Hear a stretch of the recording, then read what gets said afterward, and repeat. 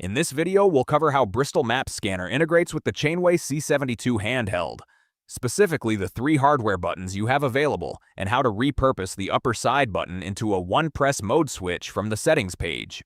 The big rear trigger under your index finger is the main scan button. Pulling it powers up the RFID antenna and reads every freight tag in range for as long as you hold it down. Release the trigger and the read stops. This works in every mode. The mode only changes what the app does with the tags it picks up. The C72 also has a dedicated mode key, separate from the trigger. Pressing it pops up a translucent overlay listing every active scan mode, highlights the next one in the cycle, and switches the app into it.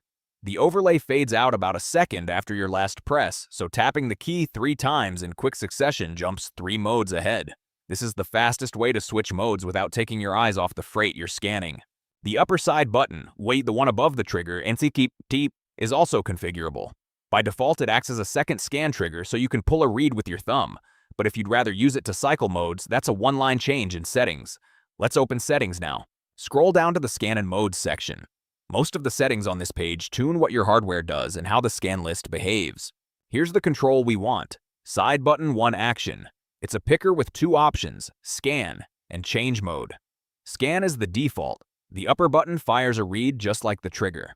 Tap the picker and pick change mode to repurpose the upper side button into a mode cycle key. With this set to change mode, pressing the upper side button now behaves exactly like the dedicated mode key. It brings up the mode overlay and advances to the next active mode. The main trigger still fires scans, so you don't lose any scanning capability. You've just turned the upper button into a shortcut. Let's head back to the Scan tab so you can see where the overlay will appear in real use. When you press the Mode key or the upper side button with our new setting, a small dark panel will fade in roughly here in the center of the screen. It lists every active scan mode, with the newly selected one highlighted in blue.